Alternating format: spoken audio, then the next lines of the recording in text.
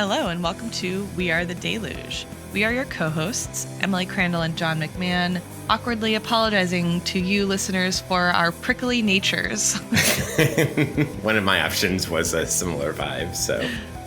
This is a spoiler-free chapter-by-chapter podcast about the climate change novel The Deluge by Stephen Markley. Today we are discussing El Demonio, the third chapter from Tony Pietrus's point of view, which we are presenting in the form of an academic journal article. Ugh. That's, I think, a good summary of this chapter, which is simultaneously that and the most action-packed thus far chapter. Yeah, I cried a lot in this chapter. I cried towards the end of it too. Yeah. I hear you. Oh, should we begin with our abstracts? Yes, other than our tears, what else goes into the abstract?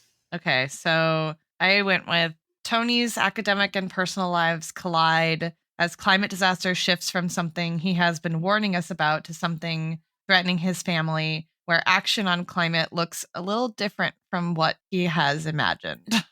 Ooh, that's really, really, really good. It's still ominous, though. But it's appropriately ominous. My one sentence summary is: Tony should have believed in his omen of his dreams, and instead has to become an action hero star through questionable means to a valiant end.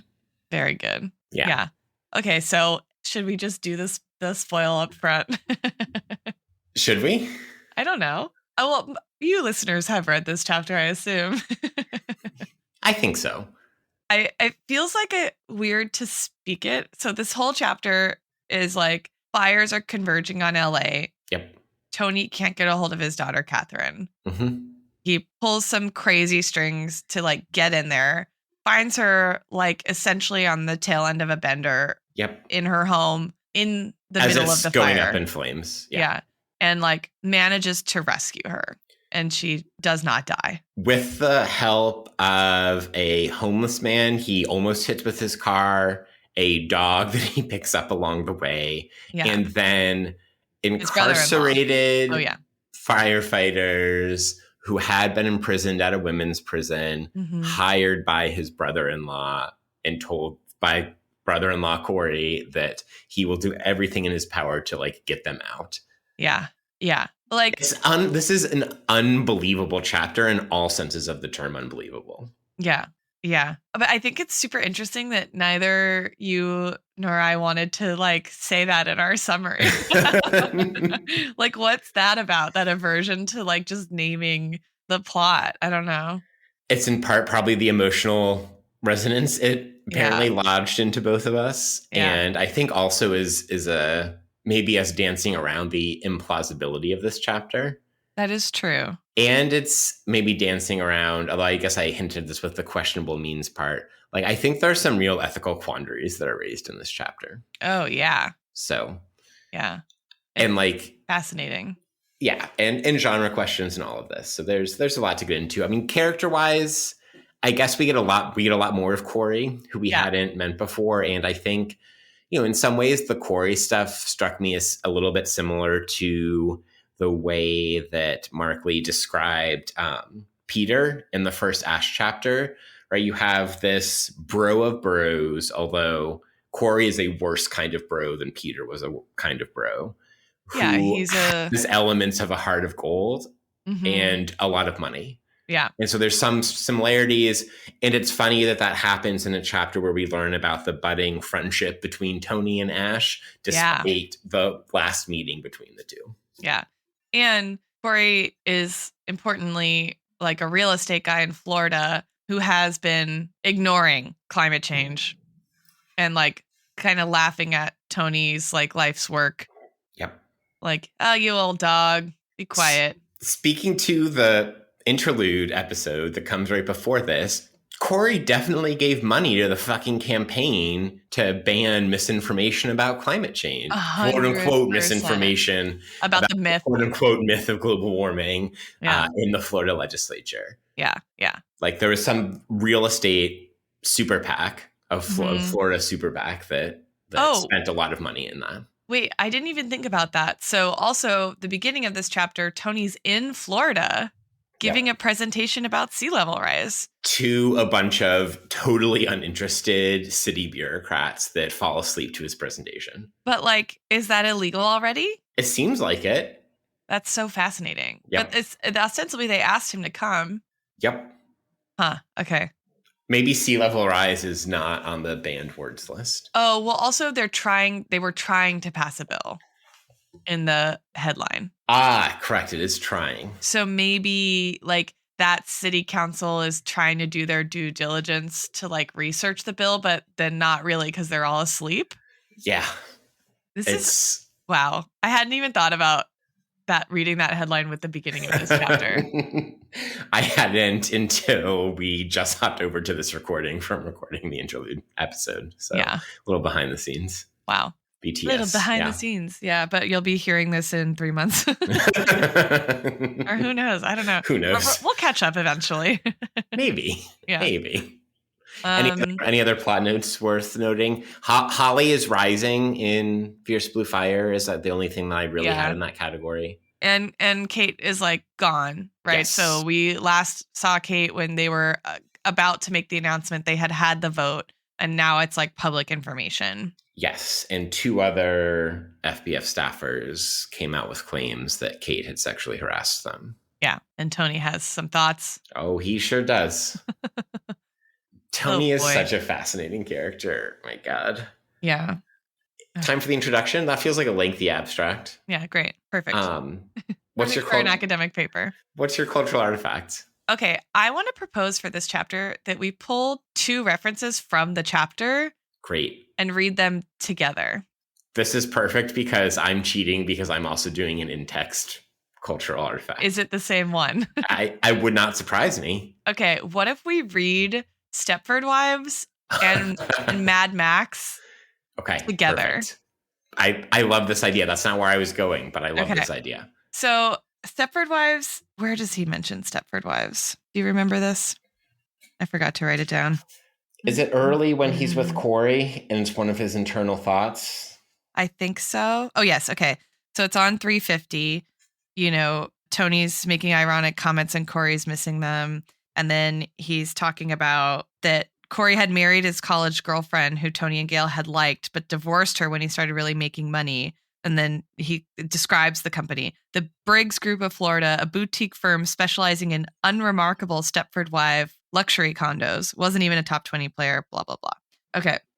And then we have a reference to Mad Max on 367, which is, oh my God. Okay. He's like, the car has exploded. He's like, maybe has a concussion. And he sees like a piece of what looked like a rocket or mortar buried in the side of the vehicle. And he stupidly looked around, wondering if some Mad Max crew of post-apocalyptic thugs had taken a shot at him. And then he sees like a grill, right? Someone's propane tank exploded. So I was thinking about like the history of Stepford Wives as a kind of cultural artifact that plays with like in particularly in the different eras where versions of it have been done. So it begins as a novel. The first film, I think, was made. Do you know what year it came out? It was in the early 70s, I want to say. Yeah. But I will look at that while you go. And then there's the Nicole Kidman version, which came out in the early aughts. And then I think you could argue that like Olivia Wilde kind of remade it in Don't Worry, Darling, right? Which comes out just like a few years later. Yeah. And like, I mean, Desperate Housewives is a reversal of it in some ways in the middle, right? The TV show. So the first film is 1975. Yeah. Have you seen that one? I have not. It is so good. It is fascinating. So in the first one, like the Stepford Wives are, I'm just going to spoil this. So if you like, go for it. If people come back in 3 minutes or something, if you like really want to go watch the Stepford Wives and you don't know what the spoiler is. So in the first one, the wives are robots that are basically it's kind of a machine learning thing, but like a 70s version of it. Basically, there's a guy who lives in this town of Stepford who was like an architect at Disney who built like the rides and the machines. And he's like learning from the women's patterns. And so like they do these interviews and he follows them around and he marks their movements. And then he like teaches the robots how to emulate the wives. So all the wives are like theme park robots, basically. But they get hip to the plot and kind of like undermine it and they like there's like just chaos in the end. There's like a secret society of men and they're like wearing hoods and whatever. But what's interesting in that one is that one of the inciting events is that there's a black family who moves to town, Gasp, right? And they're trying to like decide basically whether to render the black wife a robot or like try to drive them out of town. Damn. And they're it's like an interesting kind of explicit engagement of like white flight into suburbia and like movements in the geography, right, of like racism and like industrialization, deindustrialization, and like a clinging to a past where like these men mattered because their authority in the family was like preserved, right? And there's a lot of interesting gender stuff in this chapter. Like it's I think not as explicit as some of the other ones, right? Like but Tony is like we've talked about in the past him being like kind of a problematic old white dude. His daughters are sort of like trying to rein him in, but really like his to the degree to which he self course corrects is like only because he like loves them and wants to like make his relationship with them easier. I don't think he really buys into what they're trying to get him wise to about how the world works. That. Yeah. And like he sort of uses Stepford Wives as like a, you know, derogatory, like idyllic neighborhood thing. But Stepford Wives is also like as an artifact itself is social commentary, right? Yes. And I think it would be interesting if he had like self-consciously been making a broader commentary about the like landscape, the geography, right? The political and social and racial geography of Florida, rather than just like lamenting that the houses were like shoddily constructed or something like that. And if that was part of what he was thinking with that particular analogy, then that's a little bit of Gale lives on, right? Gale persists, because that's the kind of point that she would make. Exactly. Yes, exactly. Okay. And then I was thinking Mad Max, right? It's an obvious like, okay, it's doomsday. There's fire everywhere. The cars are all like Frankenstein together out of old rusty machines. But like also, if we're thinking about Fury Road, there's like the dynamic of like what's at stake in a world that is literally like dying of thirst, right? Is reproductive futurity. Right? Like the breeders are the only ones who can reproduce offspring that aren't corroded in some way by whatever is in the water or whatever being passed through the gene line. And like there's nowhere that's green, right? And the like women escape and they try to find a green place and they can't find it because the world is dead or whatever, right? And there's that kind of repetition of the like the idea that the world is dying and like and what dies when the world dies is like the bloodline. You know, and like I'm not saying that Tony only loves his daughters because they are genetically related to him or genetically related to his wife, but like in part that is why, right? And he's like like puzzled by them, and they are like they just hurt him how it hurts him how much he loves them, but he doesn't understand them, you know. But like racing into the fire to rescue his daughter is kind of like an explicit like repro futurity thing. You know what I mean? Okay, so I want to say like, is there an I want to ask, is there an ecological read of Stepford Wives? That sounds like an article that and Crandall will write. And B, Crandall 2027. Like, is Tony like what's happening with Tony in terms of this like this dash into the fire? And can we make sense of it in terms of reproductive futurity? I had not thought about it in terms of repro futurity. I would frame it slightly differently, that I think it's Tony understands that he is unable to, and this, you know, we'll get into some more of this in the theory and then in the methods and findings, but I think that Tony understands that like he is ineffectual, or understands or thinks himself to be an ineffectual advocate about like climate policy or transformation. And that as a result of that, he is the most doomist of doomers when it comes to climate. And that there's a certain like psychic repetition of that on an individual level, where he also understands himself to maybe be an ineffectual father, particularly to Catherine, right? He thinks he finds out, you know, from Dean and then from Holly that, you know, Catherine's been in and out of recovery, you know, and so on and so forth.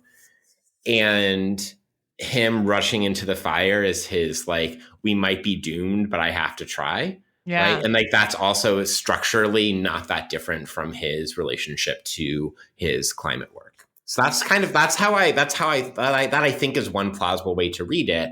But to get back to your point, there is this certain like kinship retrofuturism that perhaps also impels him into the fire, right? Psychically. And I think about the debate of like the ethics of bearing children in a burning, warming world, right? Like, and that people will say we might be doomed, but we like have to do it anyway, right?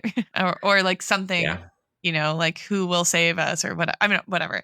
I'm not super interested in that debate actually, but I think that there is something that like the impulse to try to settle it is like partially an undercurrent of like what you just described as like the ways in which Tony is grappling with the increasingly less impending and more immediate sense of doom.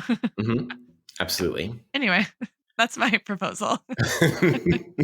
I am going to cheat because I'm going to import a cultural reference from Markley that is explicitly elsewhere in the novel, but I think is actually in this chapter as well. I love and it's also as obvious as possible. So I apologize for cheating and going with the most obvious route. But I'm going to bring in our, beloved parable of the sower as the cultural artifact for this chapter, right? Because we have... Right, it's a cheat because he referenced that in I think Shane 2, where we find out that that's the cipher for Shane and Tinkerbell, right, to make sense of their secret messages. But I think that this chapter is a direct homage to Parable the Sower, or potentially can be read as, because we have fires in California. We have what does it mean when society is collapsing through and around the ecological environmental catastrophe, right? There is no water left. There is the question of Parable the Sower is like a hyper privatized, right, sort of mid-apocalyptic world, not post-apocalyptic, like mid-apocalyptic world. I think that like some of the politicians in the Deluge on the right are reminiscent of the president in Parable the Sower. So like there are all of these plot lines. But to me, it's both kind of structurally that like we have this adventure story in both Parable the Sower and this chapter that is in a broader, to varying degrees of explicitness, like climate fiction novel, among all the other things that each of those are, right? Parable the Sower also Afrofuturist, particularly when you get into Parable of the Talents, so on and so forth. But like there's something about the action adventure story within the broader form that I think is a tie between them.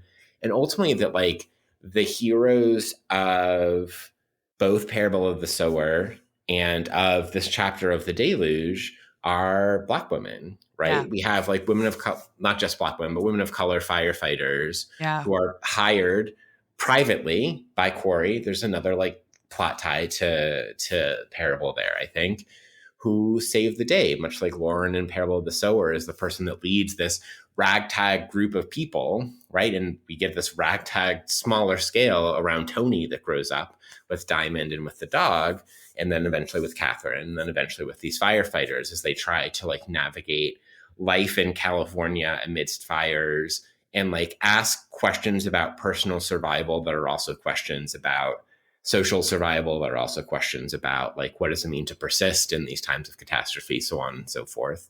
So I think that like that's all there and it's all kind of quite obvious, but I'm nonetheless going to go with it.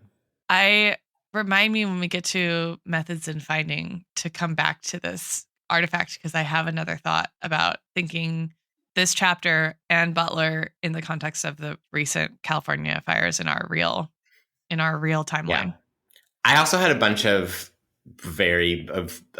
I've one very strange cultural artifact I almost went with. Mm-hmm. So I'm going to give it as a mini version here. And that's the Bulgakov novel, Master and Margarita, right? Ooh. Which, okay, like to be honest, the thing that tripped that in my brain most was the fact that Tyrion, the cat in the Deluge, essentially talks to Tony, right? Yeah. And so like Tyrion and Behemoth and Master and Margarita is a parallel. But there's something about the satire that feels too real as a formal tie between those. So that was also on my brain. And then I had a bunch of fire stuff, right? So like this, nonfiction book, Fire Weather, A True Story from a Hotter World by John Valent. Backdraft, right? If we want to go 90s action movie rescue me, because we have like the addiction fire intersection in that as well. I was also thinking about the movie. It's not a fire, but the movie San Andreas. Have you seen that? Yeah. Yeah. Right. So there's like a tidal wave that like covers San Francisco basically in water. But I was thinking about the action of that movie as driving to the moment where the wave is converging, right? Like on the city, and that like that visual representation of the convergence made me think that's sort of how I was imagining the fires converging, right? Like on East LA in particular. Yeah. Right, because Catherine lives in Silver Lake. Do I remember? Yeah, she lives on the border of Silver Lake and Eagle Rock. Yeah. Okay. I think. Which means like Atwater Village, probably. Yeah. I don't know my LA geography that well. So. That's the other thing about this chapter that was so wild for me. It's just like the geography of LA I know so well. And it's like, I know the street, and he's like, I went on this highway, I pulled on the street. I was like, oh God, that's so visceral. Like I can imagine it, Yeah. Ooh. Shall we do our lit review? Yes. Mine's a bit of a troll. I don't know if that means I should go first or second. Why don't you go first? Okay. I propose that the appropriate lit for this particular chapter is our old frenemy Immanuel Kant. So you're going to go from the most, you're going to say this was the most visceral possible thing, and I'm going to go to the abstractest man who has ever lived. All right. I don't know what's coming, which makes me very pleased. I specifically want to think about Kant in the metaphysics of morals. And more specifically, I want to think about Kant's categorical imperative. And the reason I pose this question is because I think that there's this actually fascinating ethical quandary that Tony and Ash briefly highlight, but then kind of set to the side in order for the action of the chapter to move forward. And that is, isn't it actually extremely shady that Tony is posing as a government consultant, using FEMA, which we presume has to be underfunded and constantly in crisis funds, to perform this one-off personal mission statement or rescue mission that nonetheless like ends up saving not only Catherine, but also Diamond and also this dog, but required the intervention of his wealthy, white, conservative brother-in-law hiring a bunch of incarcerated women of color firefighters. So there's like, this chapter is there the implication that they will also be saved in some way, right? Yeah, there's savior stuff that's happening all around it, to be sure. So like there are all these ethical quandaries. And I think most important is what Tony does unethical, even though it is in the end saving of at least 2 human lives and 1 non-human animal life. And I think that, and so that got me thinking about Kant, right? So like, one way to think about the categorical imperatives. So these are, one of these is from the groundwork, and one of them is from the metaphysics of morals itself. And I forget which one is which because I didn't prepare well enough. So act only according to that maxim whereby you can at the same time will that it should become a universal law. And the other, act in such a way that you can wish your maxim to become a universal law, irrespective of what that end may be. Right. So two different, one of those is in the appendix actually to Perpetual Peace. But then we also get, right, the other way to think about the categorical imperative, act in such a way that you treat humanity, whether in your own person or in the person of any other, never merely as a means to an end, but always is at the same time an end. Right. So that's in Metaphysics of Morals. So I think the question that I want to pose to you, Emily, is does Tony Pietrus's actions in this chapter of the Deluge satisfy Kant's categorical imperative, despite the end result being these lives being saved? Okay, so read me. Those are 3 different configurations of a similar maxim, you think? Is that the case you're making? Okay, read them to me again. Act only according to that maxim whereby you can at the same time will that it should become a universal law. So the action is commandeering government resources for a personal rescue mission that is unlikely to succeed. So measuring the content of that action against its extraction as an ethical maxim. Yes. Would Yeah. we universalize Tony's behavior in this chapter? And I think the answer is no. Yeah, I think, well, right. And we can't, the ends are irrespective Yep. of the ends, right? Yep. That's in the other formulation of Yeah. it. So I think that is a very clear cut no. Like, we would never say that, like, what Tony has done is so ethically, is so just, right? Or like morally just that it ought to become a universal principle for ethics. Yeah, exactly. Yeah. And I think the tougher case is act in such a way that you treat humanity, whether in your own person or in the person of another, of any other, never merely as a means to an end, but always at the same time as an end. Because like the rescuing Catherine, right, is treating her as an end, right? I think, Right. but it requires using a bunch of people and like resources, which are not people, but like as Right. means to that end. And then I think there's also that version of this categorical imperative question about Corey hiring, right, these incarcerated women of color firefighters to partake in their own rescue mission, right? Right. Which like ends up saving Tony, Catherine, Diamond, and the dog, right, at great risk to their own personal life, but maybe also their end, right? He's treating them as an end because he's like, I'm going to spend whatever I have to like hire you the best lawyers, right? Get you out on appeal, get you out on parole, get you out on whatever. So like, I think that the don't use anybody's means version is trickier than the Yeah. Well, and universalization don't use question. yourself as means, right? Because Tony Yeah. could ostensibly, like, it could have been a death mission, right? And like, I mean, it was a death mission. well, So, right. Yeah. yeah. It should have been a death mission rather. Right. Right. So like, is he justified in killing himself to like not save his daughter? Correct. Yeah. Yeah, that one's harder. Uh-huh. Also, like, arguably in the case of the firefighters, the state has already been using them as a means. Absolutely. By paying And them $7 a day to right, risk to their risk their lives. lives. Yeah. Yeah. And like, maybe what Corey is doing is, in a sense, recognizing their humanity beyond what the state like the ways in which the state has circumscribed their rights, right? Like, Yep. they are not afforded the right to like agitate for their own wages, to earn a kind of fair working conditions, right? Like, all these sorts of Exactly. things. Yeah. So that one's harder for me. It is harder. And this is all complicated by, and this is the meta level of the Kant reference to Charles Mills's critique of Kant in Black Rights, White Wrongs in the Kant's Yeah. Uber mentioned chapter, Yeah.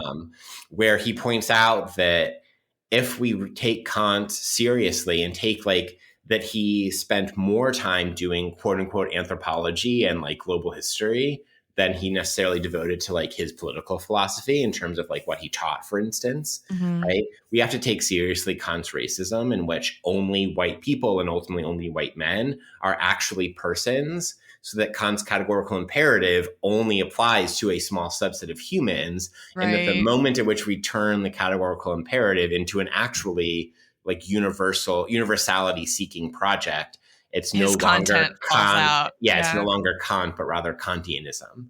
Right. And like Mills, of course, is interested in that. Like he only rehabilitates what he calls like Black radical Kantianism later on in that book. So I just want to point out that like in this chapter that is full of, in both these instances, we have questions about like what are the moral obligations of white men as they relate to women of color, right? All the way down. So that complicates the Kant of it all. Yeah, that's a really fascinating segue to my perfect contribution to our I got nothing else. I got nothing else on Kant. So please, let's turn it over to the rest of the lit review. Okay, so I was really interested in these firefighters that have been ostensibly are still incarcerated at this women's penitentiary, but are just like on break right now to fight the fires, but they've been out all summer, right? Like out, right? Quote unquote. And I wanted to think with Ruth Wilson Gilmore on what she does with Mill's idea of racial, or not Mill's idea, but like the idea of racial capitalism, the tradition of which Mills is a part, I would say. And I wanted to think about how she adds the dimension of a kind of geographic, like both theoretical sort of like layer to understanding racial capitalism, but also like as a thinker and researcher herself, she's like very interested in specific geographies as like Yes. sites, right, where we can see racial capitalism kind of like unfolding on the ground in real time in like both distressing and kind of mundane ways. And I was And that thinking it's about, so California specific. yes, yeah. And that's what I was thinking as well.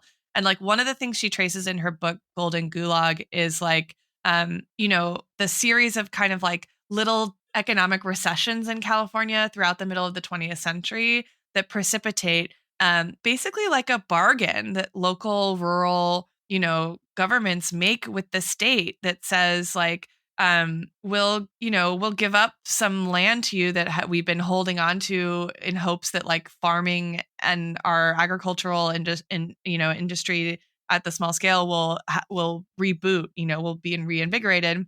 And they give it to the state for prisons essentially, and thus kind of like sign on, right, to not prisons as not like not explicitly and only just a response to like a state in general social and political crisis, but Yeah. as like an economic necessity for these depressed regions to kind of revitalize, right? And so like where I grew up, there's like 3 prisons kind of in the surrounding area, and lots of people who live in the town where I live are like employed by the prison. It's like one of the biggest employers of people in that region aside from agriculture. And it's like so like the proposal to reform criminal justice and to reform prisons is now politically an economic threat to small towns, right? And she argues that like this isn't an accident, obviously, Right.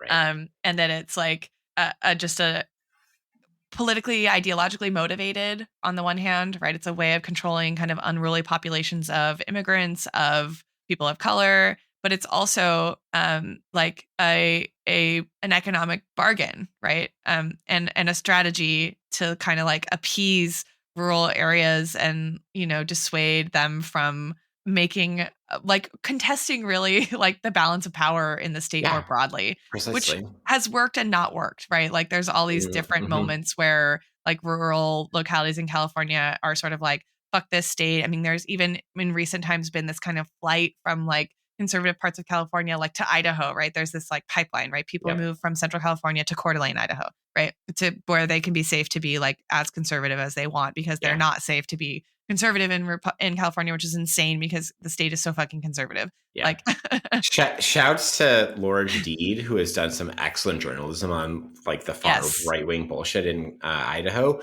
and I went to high school with Laura, so Oh, that's amazing. shout out to her work. Yeah. Wow. So I was thinking about the Californianess of, and one of the things that, sorry, I get distracted because this is like so close to home for me, but one of the things that Gilmore traces too is that exponential expansion of the prison system is coupled with a new wave of criminalization, specifically of women. And it's like in the United States more broadly, but in California specifically. So now it's like criminal to be pregnant and use drugs. It is criminal to, right, think about like welfare reform and all these different like specific restrictions on like things you are allowed or not allowed to do if you are a dependent of the state, right? So now there's all these ways that like war on drugs, criminal justice reform, immigration reform is specifically punitive to women. And so women's prisons rise, right, at a rate that is like different from the rise of prison population more broadly. And there's like more women in prison in California than like anywhere else. And they get imprisoned at these like crazy high rates. And then we have the phenomena, right, that like California up until very, very recently was still sterilizing women ostensibly forcibly in prison, right? Like very murky rules and laws around consent, right? That like they'll like in birth, they sign a piece of paper that says that they've consented to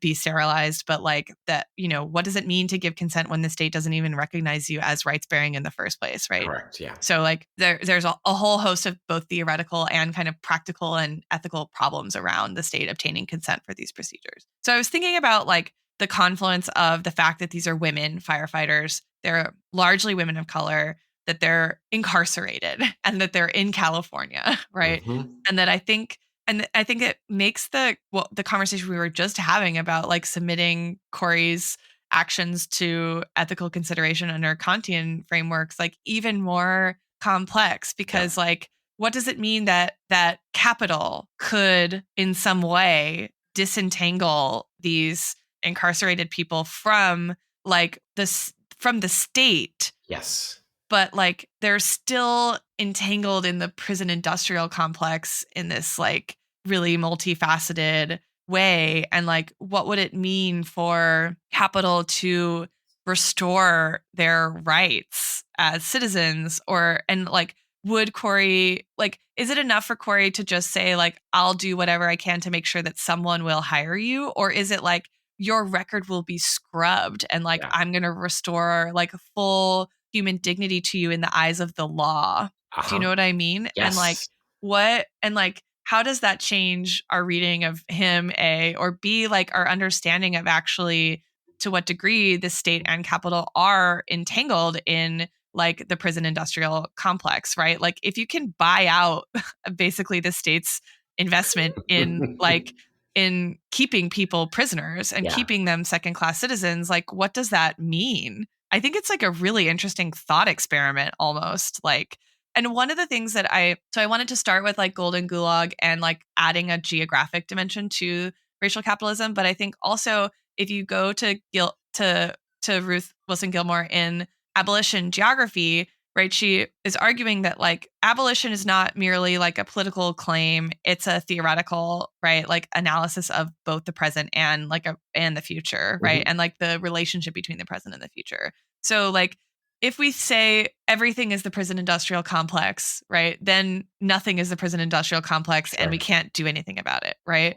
And so like maybe what Markley is pressing on is like a weakness or like a limit or like a pressure point in the complex that is like something, I don't know, like an avenue toward abolition, even though it's like super convoluted by the fact that it is like still tied up in capital. But do you know what I'm saying? Like, I'm wondering if there's not like something speculative here about the promise that like maybe these women are going to be restored full human rights and dignity without actually having to go through the process as the state intends. That's a fascinating question. I don't think that that's in the text because I think the book 3 of the Deluge in particular is so much about the criminalization of dissent and the criminalization of like the intensification of the prison industrial complex that I think we're meant to read Corey's promise is like maybe something Corey actually intends to do and will do in the future. But is not possible. Precisely. Yeah. Interesting. I read it as not quite an empty promise, but in a way that you had mentioned, you know, a kind of epistemology of ignorance thing up top, or maybe it was in the previous episode, but there's also a little bit of like Corey is a kind of paradigm of that in this chapter, right? Because he like has wishful thinking. Yes, he is on both ends, right? Because he is abstracting away from the reality in which these incarcerated women exist. Yeah. Right. And in the abstract, he would be like, no, I don't, you know, I want them to stay in prison forever, right? Like, you know, these whatever derogatory terms he's going to use about them, right? Like, we need more prisons and send more people there. But like, he says they have balls, right? Yeah, like exactly. In the truck. Yeah. But like this precise interpersonal level, right, doesn't rise to the level of claim about politics or the prison industrial complex or geography or racial capitalism. And then on the back end, it's like this potentially impossible promise that he makes. Right. So like also, the geography of racial capitalism both makes them like available to him kind of as means in the Kantian framework in that moment. But like the potentially like the action that could potentially redeem him in a meaningful ethical sense is like foreclosed by the exact institutions that make them available to him in the first place. Damn, you did it. Ooh. Methods and findings. Classic, I think, I love a long note review. From Kant to Mills to Gilmore. Perfect. I haven't written a paper in a while. I have a question for you to start off our methods and findings. Okay. We'll do it's a theory article. It's not a empirical article. Why is there an action movie in the middle of my climate change novel? That's my Honestly, question for you. okay. When I first read this book, I was going to California. It was in the summer. I was in San Diego visiting some friends from college, and I had to make my way from San Diego to the Central Coast for like a family reunion. And I decided to take the train. It's like a 12-hour train, and it goes along the coast.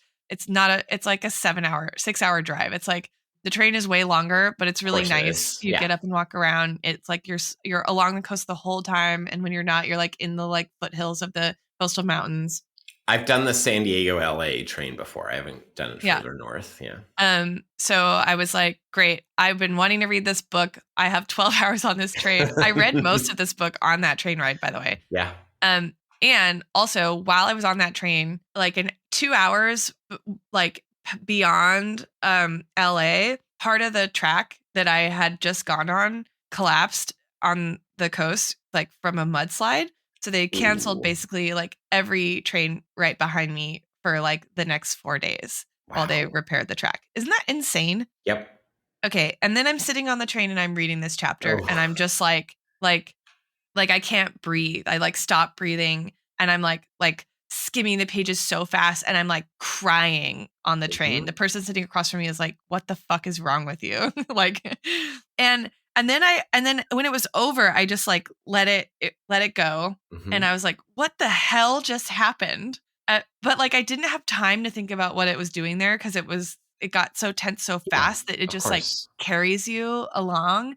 So like my initial thought is like there's an affective intensification that's happening here. So like it's not just like genre switching. It's like the like physiological stakes for you as a reader are suddenly kicked up so high, right? And now your investment in like climate change is like to think with Sarah Ahmed here, like on the skin, right? So that's like maybe one read of it. The like if it doesn't affect you on that visceral level, I don't know how like if I was reading it and it didn't make me feel tense and make me feel like I was in the fire, I think I would be so confused about what it was doing here. So Yep. like I don't know how to account for it for people who like don't read as though they are Affectively entangled. yeah, with the novel. I can't explain it to you. Like I don't know. Yeah. I can I offer a couple Yeah. like genre form thoughts about this question because I think that your answer is probably the best answer, but I'll try to give the coldly rational answer. I think one of the ways that this chapter works is that it's a little bit of microcosm of one of the what I would understand to be the aims of the novel as a whole, right? So if one of the things that Mark Lee is trying to do is show us what climate change looks like or what climate change means on the experiential level of all of these different characters, including some who are not particularly concerned about climate change, that there's a way in which this chapter amplifies that, much like it amplifies the affect, to show us what the worst climate change fueling and fueled fire could possibly be. And I think there's a little bit of that that's happening. I think there's also a little bit of a way in which this is the chapter in which Tony switches from what he understands to be his pure rationalism and empiricism as a scientist into a like he jumps the Cartesian split, I think, in this chapter. And he's not the only character that I think does that throughout the book. And I think it's not an accident that Ash is a person that helps him bridge this divide, because Tony he starts the chapter right by accepting that he should have listened to to the omen of the Mhm. dream, which is a dream of a fire, right? Tony recognizes, right, his coolly rational calculating brain understands that Catherine is likely to be dead, that he is probably likely to kill himself in this rescue attempt, that this is doomed, that there are ethical problems and quandaries about the whole thing. And nonetheless, like, he takes the leap of faith to try to do this anyway, right? To get back to kind of your Stepford Wives, Mad Max questioning. And so I think that that's also part of what's happening in this chapter. But like at the same time, this chapter, I think, strains credulity and belief more than any chapter in this entire novel. Yeah. And that is, I think, playing into it in a way that I haven't figured out. Yeah, it does, but also maybe it was just the conditions in which I read it. I was like, "Oh no." Like I was in Southern California, a train had crumbled behind me, I was like, "This feels real to me." Not Yeah. but like also the rescue, right, that he would want to feels real.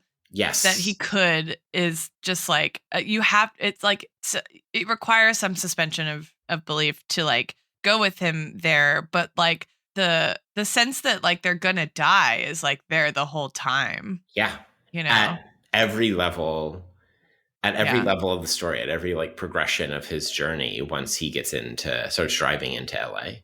I think that so you asking this question kind of about genre also brings to mind some questions I had about previous conversations we've had reading like Tony in some way as a kind of foil for Keeper, or like Mhm. Ash as a foil for Keeper, or Ash and Tony as kind of like foils in some way. Paired foils, Yeah, yeah. yeah, paired foils. Not enemies to lovers, but enemies to besties. Right, right. Foils to besties, yeah. Yeah, yeah. And like I thought it was super interesting that this high octane action is interlaced with Ash's like analysis of the fountain grass And in LA. amazing shit, yeah. And it like doesn't slow down the pace of the plot, but it is like, Despite Tony saying that I don't have time for this bullshit about the fountain grass. yeah, but it is, I think, like bringing us back to the like what is real about this chapter that feels unbelievable. I think that's true. Ash as formal commentary on this formally bizarre chapter works too, because we also get Tony at one point being like, I don't want to read about your boyfriend or husband, I forget what it is at this point, Yeah. like trip to 7 pages on the trip to Target, Mm-hmm. which is a great line. But Yeah. like there's something about the warmth that Tony displays towards Ash in this chapter Mm-hmm. that I found quite touching, Right. actually. He even describes it himself in his monologue as Yeah, warmth, right? So this is exactly. bottom of 360. Ash says, if you can get to the New Haven airport in the next hour, I'll route you through Chicago. You should read my executive summary despite your skepticism of my methods. And then he says, this is incredible of you, man. I swear to Christ, I'll never forget this. And Ash says, I was thinking of how my sister and her husband, Peter, would behave if it were their child. And that allowed me to think creatively about the situation. He said it like such a fucking robot, and Tony felt such warmth for him. I just hope you find your daughter. Yeah. Like, Yeah. that got me. Again, it's also this position of like Tony. One of the other things that I think this chapter does on a kind of level of the novel as a whole is point out that Tony is simultaneously incredibly self-aware and also kind of like a clueless and maybe hopeless like romantic. Yeah. In a way that's a little bit different. Like he's, I think, self-aware but also clueless in the previous chapter, like about what he says about Mary Randall. Mm-hmm. But there's something about like him commenting on the role he plays as like a formality in the presentation to the city of Miami. Yeah. The way that he understands himself vis-a-vis Corey as privileged white men, the way he understands himself to be misappropriating federal resources to go on this Mm-hmm. personal mission. There's a lot of self-awareness in that, and yet nevertheless he persisted. And I don't know. It's so bizarre to me that like Tony, the arch rationalist, is the one who has the most dreams. And it's not bizarre. He's the one that has the most dreams and the most oftentimes like literally foretelling the story that's about to happen dreams. Yeah. And, he also has this action hero story that's driven entirely by this like hopeless retrofuturity or emotional tie to his daughter.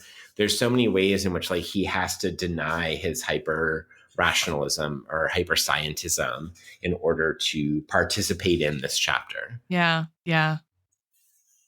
Ugh.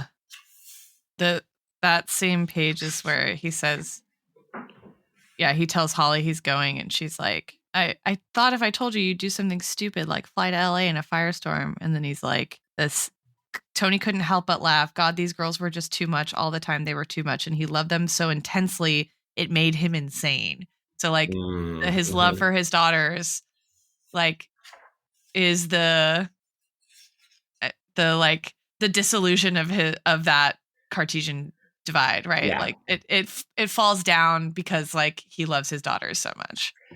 The Tony dad chronicles throughout this chapter continue. So I'm thinking also about the end of 354. Maybe he was an occasional failure as a parent, but he trudged on. That's what parenting was, never getting over all the grave mistakes you'd made while cherishing a special fear that this part of yourself external to you was in constant danger. Yeah. Which, of course, is also, again, him as individual character as stand-in for like climate scientists or climate activists or whomever vis-a-vis climate change at the same time. Yeah. I liked his way of smoothing over the criticism of the typo, which is like funny because I'm like, saying you have a typo isn't a criticism. Correct. So like he's now overly sensitive about what he perceives as like things that his daughters might take as criticism, right? Mm-hmm. Absolutely. I bet that made me page 6 you wrote seal level rise, although an extreme seal level rise would be a problem too. Not wrong. Yeah. Man.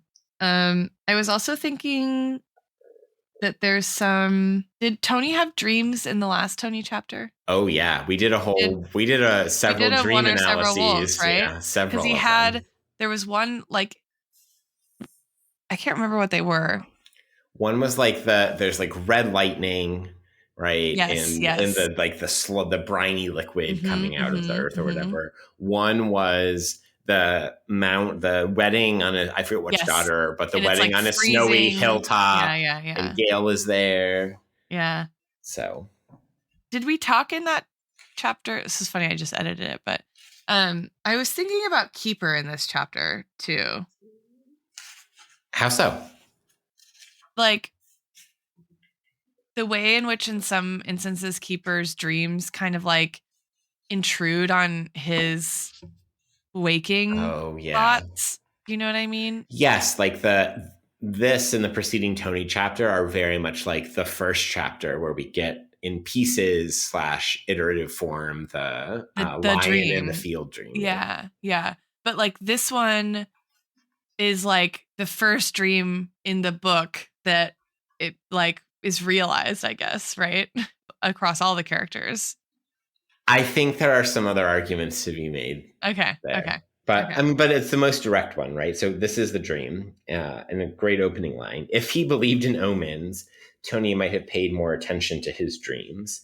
In the most disturbing one, he was pinned to a desert floor while screaming winds of silt and sand scoured him away.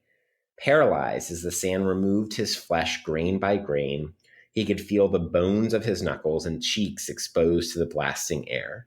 Then there was a form in the wind-borne sand, a banshee smothering his bleeding limbs, smuggling her shriek into his mouth. Ugh. Okay, who's the banshee? Or what is the banshee? It's El Demonio, the fire. The fire. It is his daughters, right? Perhaps Catherine in particular. Yeah. It is climate denialism and inaction and all of that. I like that. Those are the things that come to mind most immediately. Yeah. The banshee, that it is a banshee feels important too. Yes. Right? Thinking about the sort of like feminization of nature, right? This idea that like, you know, or even fortune, right? To go back to Machiavelli. Machiavelli, yeah. I mean, even later on, right? He comments on this that like the whole thing is like a dream, and a lot of the imagery once we get into the rescue itself, like there's the horse that's on fire, which I mean, obviously is, I'm thinking of a couple like different films. I forget what Ari Aster movie has like an image like that, and I'm pretty sure The Northman has an image like that as well. Oh, right, like the vision of a horse on fire rather than like a real horse on fire. Yeah. Oh, yeah. So is he like that's a kind of convergence of like the omen from the dream and the reality of the fire sort of in Yeah. front of him in that moment. I hadn't even Yeah. thought about that. Where Exactly. does the horse on fire come from? Do you know? No. Yeah, that's interesting. No, I don't know of like what the kind of like mythic origins of that is. But and there's something about the dog that's a little bit, if not dreamlike, than our shared fictional world as a kind of impingement on our psyches, right? At one point he even says this dog is like Lassie, as in Mm-hmm. like a obvious homage to that. But again, there's like that's the fairy tale play Yeah. into all of this, is this dog that helps save them. And then simultaneously, right, there's also the character of Diamond, who Mm-hmm. Tony almost runs over, who Tony, makes fun of for Diamond's belief that like God will protect him, and then ends up being the crucial human Yeah. actant towards Tony's finding Catherine, Yes, he right, getting to the miraculously school. happens to know how to use a crowbar to open otherwise unwieldy doors. Yes, Yeah. exactly. Which Tony apparently doesn't know how to do. Yeah. Or he doesn't have a crowbar. Yeah. Right. Yeah, there is a lot of like magical thinking in terms of all the variables that have to line up exactly right so that they can be rescued, right? Like the Mhm. satellite phone has to work. The privately chartered plane has to be able to land. Yes. Yeah. Corey had to have flown to been able to fly to LA and Mhm. get and find these firefighters who happen to Yeah. be off duty, but presumably still surveilled and supervised to the extent that that's happening in this crisis, like all of that. Yeah. Set against a backdrop of racial capitalism, as you identified, like in your Gilmore analysis, but also like the fountain grass Yeah. thing is, well, this looks cool, but is actually like an accelerant to the fire. Yeah. There's also this moment where one of the reasons that the fires have been unable to be contained is the combination of private, like rich people in and around LA spraying a Monsanto like fire retardant on their property, and or hiring private firefighters who have taken all of the water from the hydrants, right? So like that's also in the backdrop that's happening as Tony is commenting on like the failure of the climate bill, on Prira, on Kate, on all of this. Yeah. Plus, there's lightning and Santa Ana winds, which is Yeah. not supposed to be possible. The fire is making its own weather. It's so hot. Yeah. That's what got me thinking about that John Valiant book, which I haven't actually read, but I did read or listen to a great interview with him around when it came out. Oh, yeah. And then the guy from Cal Fire who he talks to, who explains this to him, also makes a reference to the Book of Revelations, which speaks to some of our like Is that where evangelical stuff. the flaming horse comes from? Oh, I don't know. Yeah, I don't know. Yeah, we'll have to figure it out. Yeah. Yeah, I mean, I don't know if there's other stuff we want to add to our methods and findings before I take up that point you just raised as maybe a segue into a last point. Segue us into a final point. But I was thinking, obviously, we were recording prior chapters when the fires in California were happening in January of 2025, and we raised the fires. But obviously, when the fires happened, we thought of this chapter. Yes. We texted about it. People were tweeting about it. Yeah, someone blue skied us about it. Yeah. I had friends who I've made read the book send me texts about it. Like, wow, if this is the deluge, like the deluge is here. Yeah. And then rereading this kind of a couple months on was really interesting. So like a lot of the things you were just mentioning, right? The use of like invasive species of grass because it looks ornamentally nice, but isn't conducive to like a type of weather and a pattern of extreme weather that is common to California in general, but desert regions more broadly. This problem of like public and private sort of struggling over infrastructure and resources. Like we saw all of this literally happen in California in January of 2025. Yeah. But also it played out in a really interesting way. Like there was all these people saying that the fire hydrants had been empty or that like a reservoir was empty, but it ended up being like a little bit of a kind of misinformation, right? That was like a lot of misinformation that was like misunderstanding how resources were being shared and to what degree, private entities were actually working in conjunction with public public entities and using public infrastructure and sharing of infrastructure between public and private. But there was also like this interesting kind of class, like Yeah. warfare discourse being mobilized, like some, people assuming that like, who cares if there's fires in Malibu, like everyone there's a billionaire, like why do we need to, like send money to GoFundMe or whatever. And it's like, not everyone in LA is a billionaire. Yeah. And then back to Octavia Butler. I mean, so like Mhm. Parable of the Sower takes place in 2025 Yeah. Outside of Los Angeles. outside of Los Angeles. There's a fire, Yeah. Several fires. Yeah. several fires. Also, Altadena was a community that was hit really Mhm. badly in January of 2025. A huge, like, long-standing community of color there. There's a cemetery there where Octavia Butler, I think she's buried, Wow. and her mom Wow.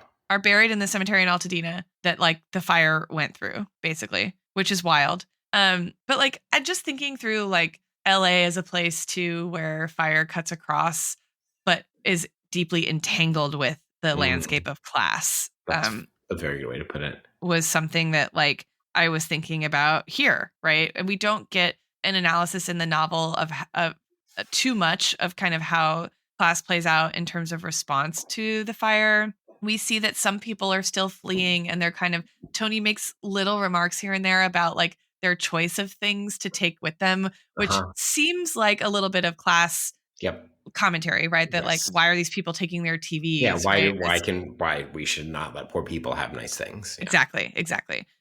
But also presumably the people using ornamental grass and the private people taking all the resources, that's like also a critique of the wealthy, right? So we get Tony kind of doing both, right? That like the poor and the wealthy are sort of like equally to blame for their frivolous, like consumer choices and the ways they respond to disaster, Yeah. right?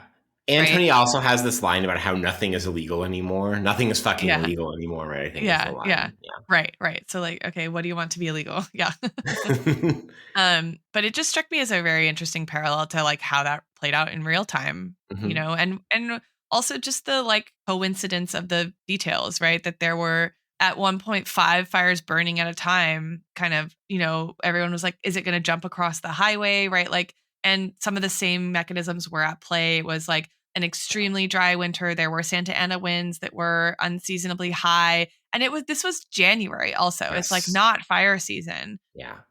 Like this in the novel, it takes place at the end, the tail end of an already brutal fire season, right? We Right. got in the last headline splash, right? Sonoma's up in flames. We see Mhm. Kate and Matt in the last Matt chapter fleeing the One of those Sierras. fires, right? Yeah. Yeah. And like this is how it culminates, right? Like basically Mhm. all of LA, right? He describes leaving LA, like seeing like a scar like Yeah. burned into the state. Can I read those final Yeah. lines? Yeah. So this is page 377, the end of the chapter.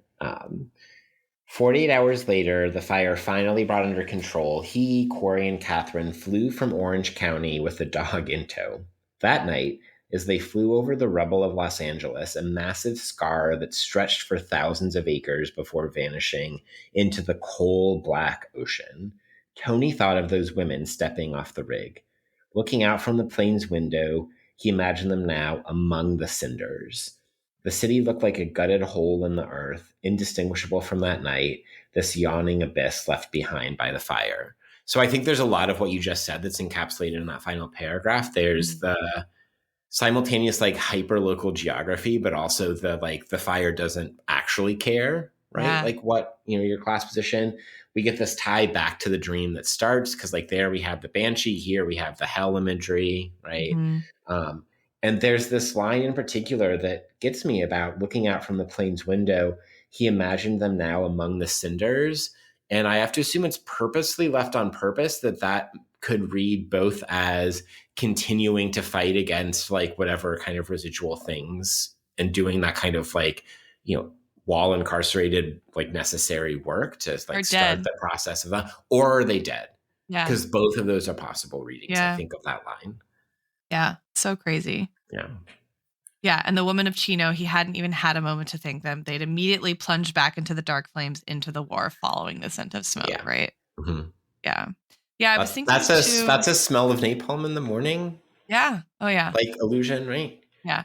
And this that the ocean is black is, I think, also relevant for the present tenseness, right? Yeah, Like I have friends who live on the coast at a variety of places in Southern California, and now they're doing tons of like organizing and advocacy for like how to clean up basically the ocean because there's so much right. crap from the fire that is like choking dolphins and like all kinds of marine life is at risk now, and like the ocean, like I've seen pictures of these like floating islands of basically like burned trash that has like Uh-huh. coagulated together, and just like it's just like very real.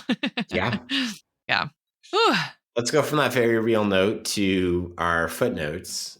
Our Okay. footnotes, and as in all Tony chapters, are comedy hours. Comedy hours. Okay, I have to read one of these passages from Miami. Please. This is on 350. Hell yeah. About the restaurant that he's having lunch with Corey in. Uh-huh. So Tony says, wonderful. Corey's showing him a picture of a woman he's dating who is a beach blonde with a spray tan and enormous fake breasts. And Tony Yep. says, wonderful. And then it says, he gazed dispiritedly around the restaurant, mostly wealthy retirees adorned in every manner of sparkling mineral, washed of the toxic slurry its extraction had left behind Incredible.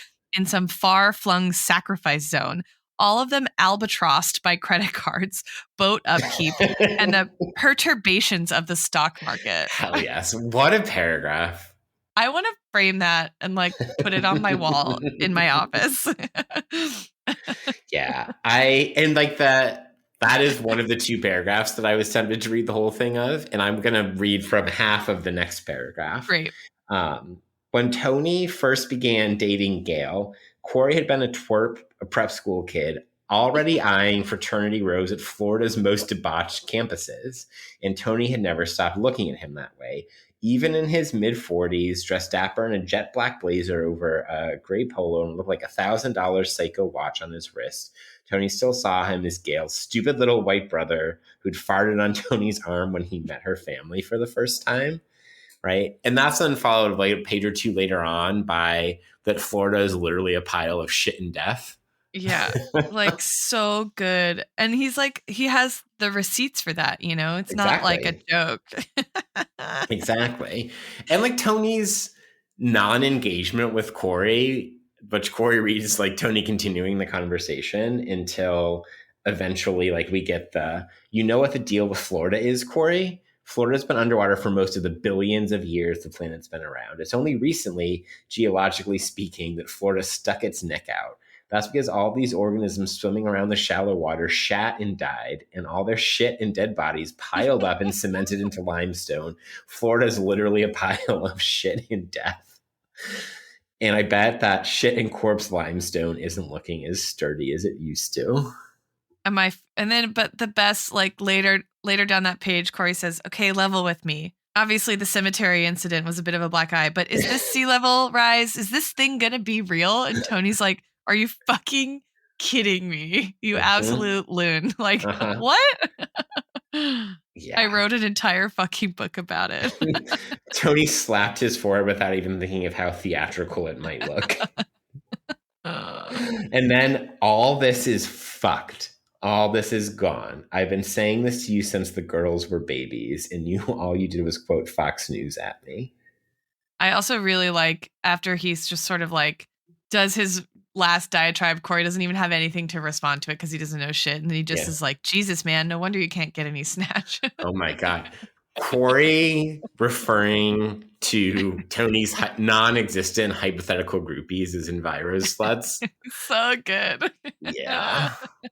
I also want that on like a sticker. That was one of the things I was considering had I been doing the intro. It would have been, would Corey call us enviro sluts? Yes, he would. Man. Yeah, I think most of the comedy for me was up front there. Yeah, I got a couple other things I'll throw in there. Tyrion the cat is like essentially speaking to Tony to move him along the way to Los Angeles is funny to me. when his conversation with the Cal Fire guy, where he gets asked, if he knows anything about fire, and Tony's response is more than the average prole, but I'm not taking a test on it. It's a great line. Oh, good. This is a fear fire, fuck everything and run. Young Catherine, right? So I think 7-year-old Catherine telling Tony you're a tyrant is that's really good.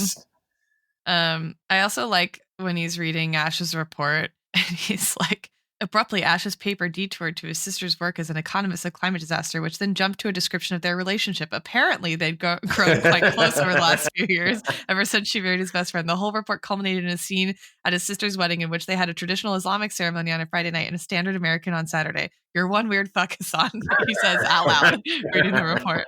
Yeah. Yeah, the Tony and Ash friendship is dear to me. I really like it. Yeah.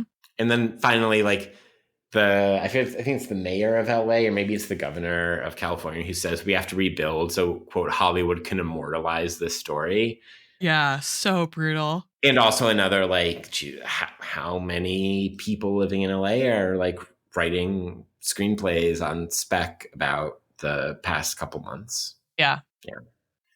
I'm curious to see whether it's gonna what, like during COVID, when TV shows were like grappling with the decision to write COVID in or out of the storyline, like to what degree are things set in California gonna like redo the fire, or I don't know. Yeah, it's a good question. Sure, there's like something to press on there, but yeah, we're just in the footnotes, so we just have to drop that suggestive hint and keep going. Yeah, a future paper will perhaps.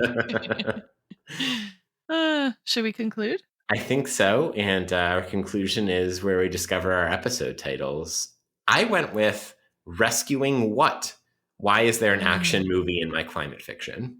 Oh, I like that. Okay. I went a little, I sort of was inspired by, or in the frame of my theory. So it's a little on the nose. I went with California in Flames, where disaster capitalism meets the prison industrial complex on the Golden Coast. I like that. We can combine these. I like yours. Okay. We'll Frankenstein one of them. I feel like yours is punchier for like a. I have noticed, like, as podcast. as we keep getting emails from like YouTube's automated YouTube being like, we had to shorten your episode title on your most recent upload. That's funny. So yeah, maybe we can do that. Cool. Let's see. Up next, we have a redacted FBI memo, which we will discuss in some form. Yes. And then we have the third chapter from Jackie's point of view, New Energy Horizons. Ooh, set in 2032. Following up a Tony chapter with an FBI memo with Jackie's New Energy Horizons. That's Markley having a good time. Oh, yeah. He's having too good of a time. Agreed. Amazing. All right. Well, that has been another episode of We Are the Deluge. And we are the Deluge.